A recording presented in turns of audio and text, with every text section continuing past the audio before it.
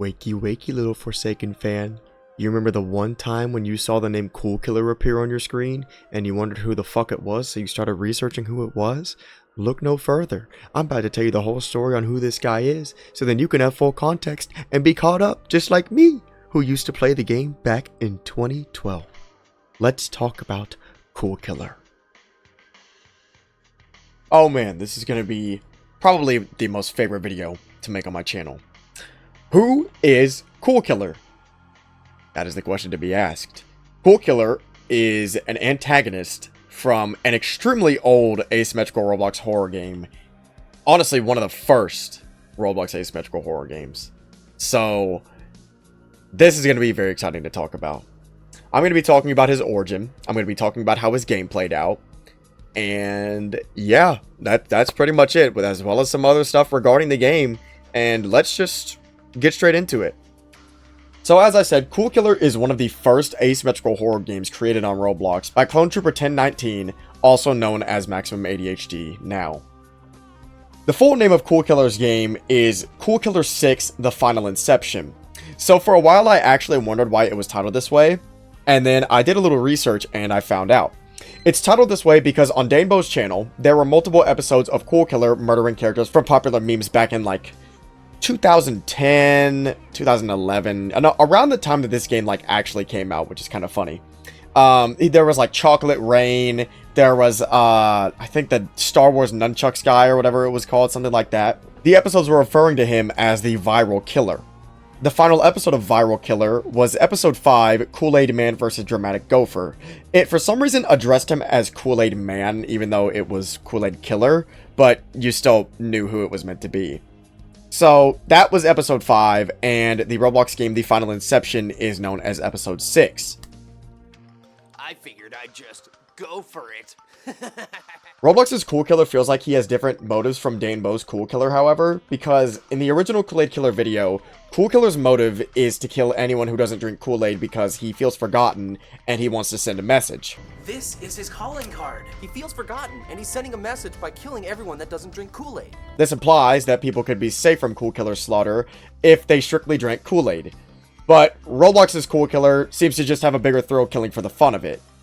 I guess you could argue that he's after this particular group of survivors because they didn't drink Kool-Aid, but I feel like that's very unlikely. I think that this KOOL KILLER is just more of a madman with psychotic behavior that just pretty much kills anybody in sight. Kind of like Michael Myers. Well, except babies. Michael Myers doesn't kill babies, but KOOL KILLER would probably kill a baby.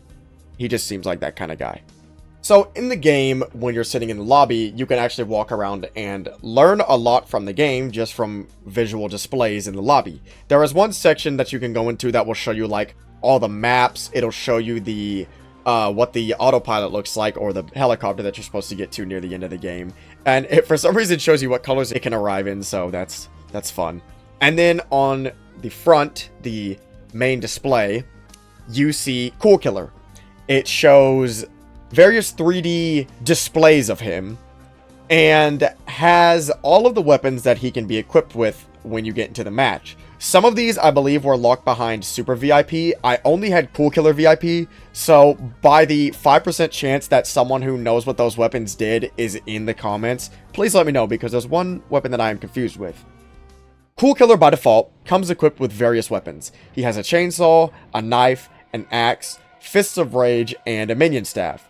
He also has purchasable items, being a water bucket, dual chainsaw, and a minion dagger. Dual chainsaw and a minion dagger, I'm pretty sure are the ones that were locked behind Super VIP. But the water bucket was one you could buy in the shop.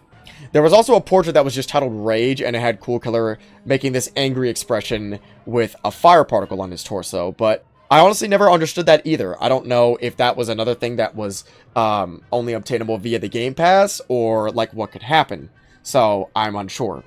But the water bucket was one you could purchase from the shop, and what you would use that for is survivors had an equipable item that was a pipe bomb. It only had one use, and upon dropping it, it would lure KOOL KILLER to walk towards it, and then he would literally walk circles around it until it exploded and stunned him. If KOOL KILLER had the water bucket item, then he could defuse the pipe bomb, and it would pretty much end the stun completely, which you kind of wanted to have the water bucket, because goddamn, it was a long-ass stun. KOOL KILLER's objective is to kill all of the survivors before time runs out with his ensemble of weapons. Truthfully, his knife and axe were fairly useless, and the chainsaw was the better selection as it did the most damage.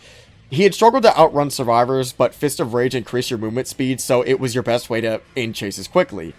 The minion staff also summoned multiple duplicates of KOOL Killer, which would be good for crowd control and also detecting survivors.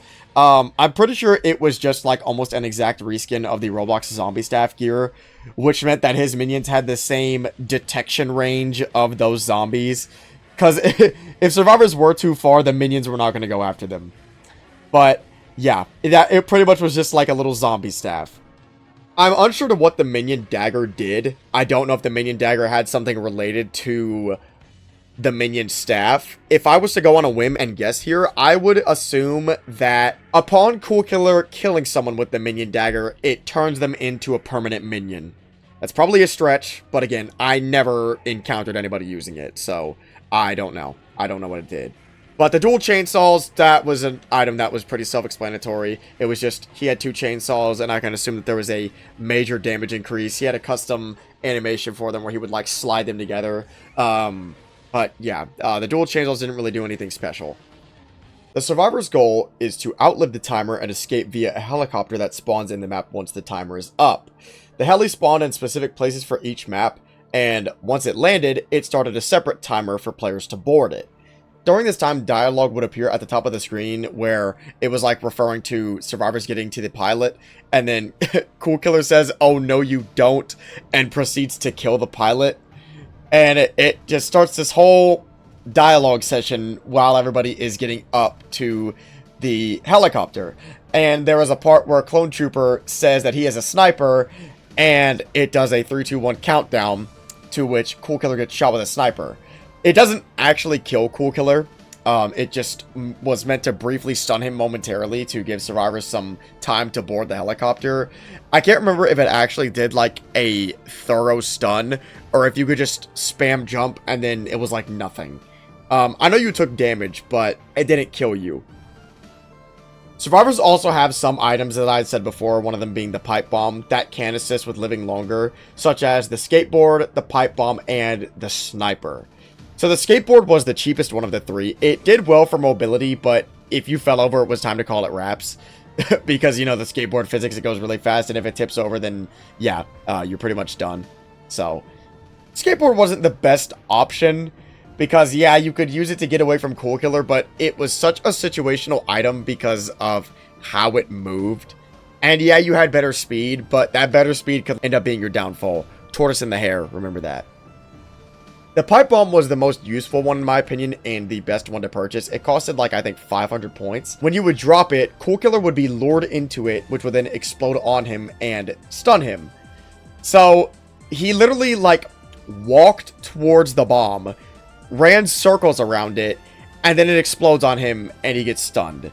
So that's why I was mentioning the water bucket, because you kind of wanted that, otherwise you were going to deal with that extremely long stun. I think it was like 10 seconds, or maybe longer, I don't remember. The last item, which was the most expensive, was the sniper. You pretty much had a very low likelihood of actually getting to purchase this item if you didn't have KOOL Killer VIP or Super VIP. Because both of the VIPs made every item in the shop significantly cheaper if you went in their rooms. And I don't remember how much it was for either of them, but I know that it was a pretty significant price drop. So you probably weren't getting the sniper unless you had those. It was a way to stun him, but if I'm not mistaken, it only had one use. And it, again, was just like the stun before you get on the helicopter. It was just like a brief stun where it makes him sit down for a second and take damage. But aside from that, it wasn't much. Once the heli's timer is up, the pilot then flies away and a very long cutscene plays during the survivor's escape. You'd think it'd be over, but they do like one final thing. Again, this was in like the imagination of, what, Maximum ADHD was like 13 years old when he made this game, so interesting storyline. But the helicopter crashes and it blows up into pieces, and because KOOL Killer had killed the actual pilot, let's remember that. He killed the actual pilot, so the heli was flying via an autopilot, a sentient autopilot. The heli crashes and the autopilot quote-unquote dies, And it, like, turns into an explosive mess while all the survivors watch. It, like, gives you a force field, and you said, like, some chat bubble. It said, like, ZOMG. I can't remember what the fuck it said. But it was such a strange thing to happen. And even after blowing into a million pieces, the autopilot is still alive. He's still alive. And everyone's like, yay, he's alive, yay! And then, I like, after being blown to smithereens, so then you return to the lobby, and rainbow lights are playing, and everyone's dancing, and then the game ends just like that. So, a whole storyline with, like, cliffhanger, or not cliffhanger, plot twist after plot twist, and it's just so random. It's such a funny game, but you gotta love it. Like, it's so creative for its time, and you just have to admire it. Another thing interesting about KOOL KILLER is there was actually going to be another game that was a continuation after the final Inception. The game was called KOOL KILLER 7: The Survivor's Last Hope. So this is when KOOL KILLER got a rival introduced. You could say that Clone Trooper was the rival in the final Inception because he was the lead protagonist, but this is where it feels like KOOL KILLER got a designated rival. You really will find nothing about this character, like, anywhere. I have searched as hard as I can to get as much footage and imagery of this character that I can, and it is KOOL KILLER's rival, known as Green Apple Killer. So, Green Apple Killer doesn't really have a major difference in appearance from KOOL KILLER, it's just, he's green. And yeah, as I said, he's the Green Apple Killer. And him and KOOL KILLER share this rivalry. I was really trying to find the game, but I'm assuming that it is just no longer on Roblox or it's not public. But they had like a whole RPG game that was going to be made. I remember playing the like official thing, but it never got completed. If it had gotten completed, I would have definitely been there to play it. But it unfortunately never got done. It was just an RPG project in the works between the two that sadly didn't get completed. I would have probably seen some footage on YouTube about it if there was stuff, but Green Apple Killer was KOOL KILLER's rival, and we don't really get much about him because, again, his game was not completed, but we can assume that since this chapter was called The Survivor's Last Hope, Green Apple Killer is actually good. You know, it's kind of hard to believe that a character with killer at the name would be a good character, but considering the thumbnail has him and KOOL KILLER fighting one another, and again, it's called The Survivor's Last Hope, that probably implies that Green Apple Killer is actually a hero. So, he is assisting the survivors in stopping KOOL KILLER. Because if you remember at the end of the final Inception, you know, the story mode replays every time, it says that KOOL KILLER's spirit, like, still lives on, and, he will still find them at the island they landed on. Even though the survivors escaped them, KOOL KILLER has unfinished business. So, I can assume that it's carrying on directly from that part of the story, and then that is when Green Apple Killer comes into play, and is going to try to stop KOOL KILLER. Again, based on his physique and based on his look, I can assume that he has the same durability, strength, and arsenal that KOOL KILLER has. So it is a literal even matchup. But again, we didn't get much about this character, so I can't say much, and I don't want to assume much, but we don't get much about Green Apple Killer. But I remember him, like, very well. I didn't remember him at the time of making this video because I was more focused on talking about KOOL KILLER's origin, but totally forgot that Green Apple Killer is a part of that origin. So, yeah. That is, like, a fairly good rundown, in my opinion, on who KOOL KILLER is. He, again, is just one of my favorite characters of all time. One of my favorite Roblox horror characters. I love him to death. The game, again, the game was a major part of my childhood. I played it in, like, 2010 as a guest. And, oh, another fun little feature. When you would play KOOL KILLER as a guest, it actually had forced avatars for guest players, which is very awesome. I managed to recreate it, and I'm very happy that I remember the accessories. Because, again, the guest avatar is actually kind of tough. Like, for its time, that's a pretty fucking tough fit. Like, guests were eating good in KOOL KILLER. That's, like, some good guest fit right there. But I would play KOOL KILLER as, like, a guest in, it was maybe 2010 or 2011, because I made my Roblox account in 2012. but I was still on Roblox prior to that. I just didn't have an actual account. So, yeah, like, this game has been a part of my life for, like, a long while, and holy shit, dude, like, it is just so awesome. Like, if anybody was around for when that game was popular, then you were, like, around for a golden spectacle of a game, like, genuinely. KOOL KILLER is, unironically, one of the best and first asymmetrical horror games on Roblox. If you, like, see any fixed version out there, because I know there's a few, go play them. Like, get you and your friends and, like, go play it. Because it's actually, like, it's crazy. I know that most people have such high expectations, so there's going to be, like, a few people. I can already see it. I can already see it in my head. It's going to be like, bro, how the fuck did people have fun playing this shit back then? This is so boring. It's not boring. It's just you have high expectations. Don't be dissing my boy KOOL KILLER. I'm calling everybody out right now. Whoever is, like, planning to play the game and then they just go and smack talk it. I've caught you before you even did it. I knew of this storm before it came. Don't you be dissing KOOL KILLER, because I'll be there. I will be there. So, yeah. But there are fixed copies of KOOL KILLER out there, and while they may not be one-to-one accurate, you still get a good feel of the game. You still get a really good feel of the game.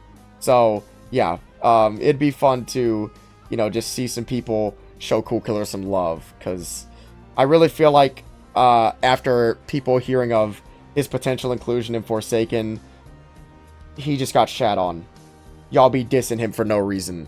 Leave KOOL KILLER alone. He's a great dude. He's a great man. But yeah, that's really everything I have to say about KOOL KILLER. I don't think I missed anything. So, yeah. I think I will do more of these Who Is videos, because there are some other games that I kind of want to cover. And I think it'd be really interesting to educate some people who probably got more invested in Roblox Asymmetrical Horror with some of the present day games. I think it'd be very interesting to kind of educate people on older Roblox horror. So, yeah, we'll see you guys in the next one.